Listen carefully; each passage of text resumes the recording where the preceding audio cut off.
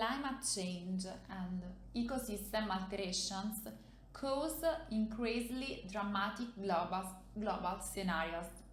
Environmental and social variables are linked and cause great transformations. A complex challenge involves the poorest countries and the poor of countries, who are forced to pay a very high price, such as people living in small island nations and other developing countries. Rising temperatures, loss and dissolution of ecosystem services, resource grabbing, soil depletion, conflict, political and religious persecution can affect health, housing, safety, and jobs. Migrating very often becomes the only solution to this complex situation to ensure a better future and very survival. In the future, the number of environmental refugees is expected to increase. According to the International Organization of Migration, therefore, environmental migrants are people or groups of people who, mainly due to a sudden or progressive change in the environment that adversely affect their life or living conditions, are forced to leave their usual home or choose to do so either temporarily or permanently, and they move within their country or abroad. Despite very high and increasingly growing numbers of people forced to abandon their place of life due to environmental and climatic disaster, the figure of the environmental migrants is not recognized in the international legislation. States are obliged to ensure that individuals have living conditions that make it possible for them to fully exercise their right to life, even irrespective of the actual danger to their survival.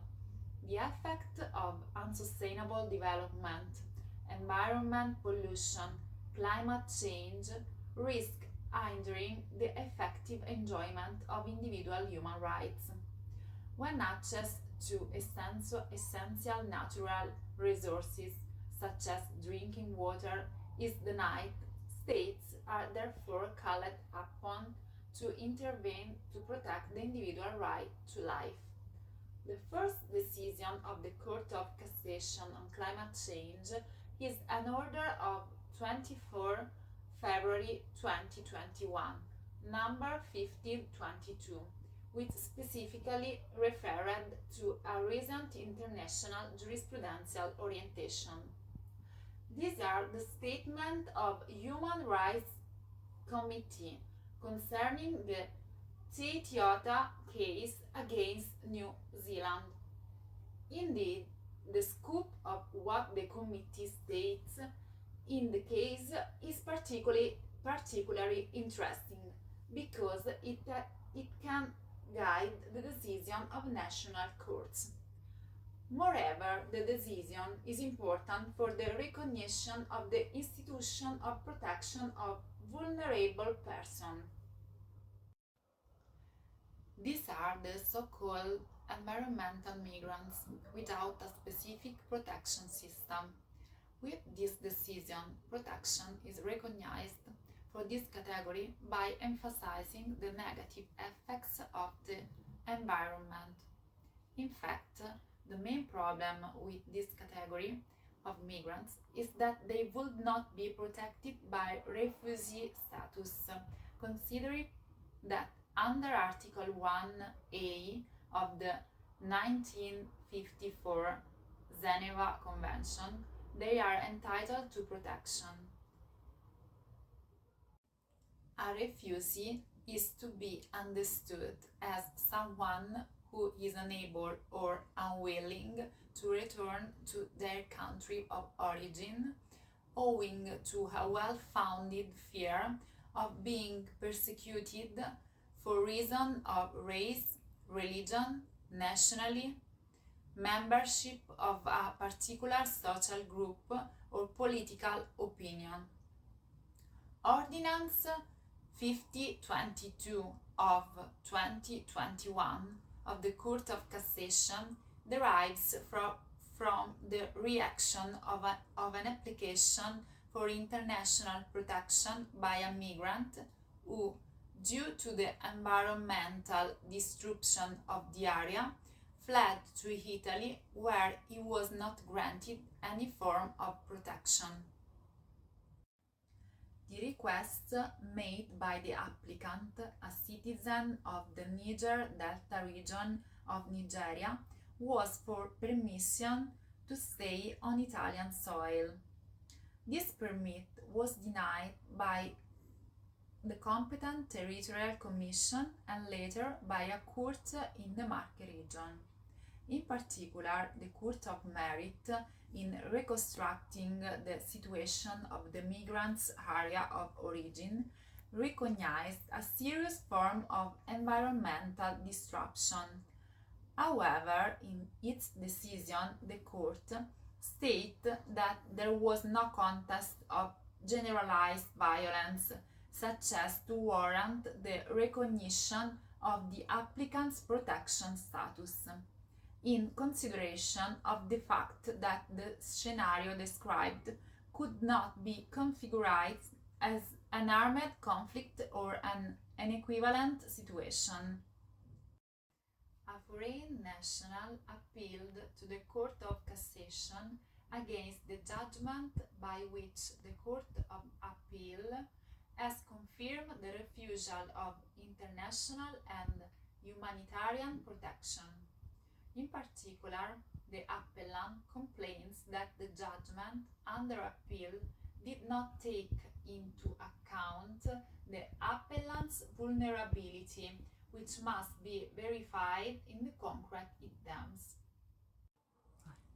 In examining the ground of appeal, which the Supreme Court held to be well-founded and worthy of upholding, it was clarified that, in the matter of guaranteeing humanitarian protection, the judge must accept the possibility for the applicant, in the event of repatriation, to be placed in a position to enforce the enjoyment of fundamental rights in relation to socio-environmental conditions related to human action, in which natural resources are subject to unsustainable exploitation in the country of origin, and that the context created in a given area is, in concrete terms, such as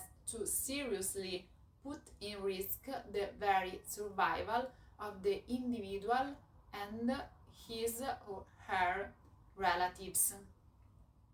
The principle of law enunciated by the Court of Cassation states that, for the purposes of the recognition or denial of humanitarian protection, the concept of inestimable core constituting the foundation of the dignity of person, identified by case law of this court, is the minimum essential limit below which the individual right to life and the right to a dignified existence are not guaranteed. The order concludes by granting the appeal and remanding the case to the tribunal in a different composition. In conclusion, despite the lack of specific protection and recognized status for this new category of migrants, this case teaches us that it is clear that international human rights standards must be applied.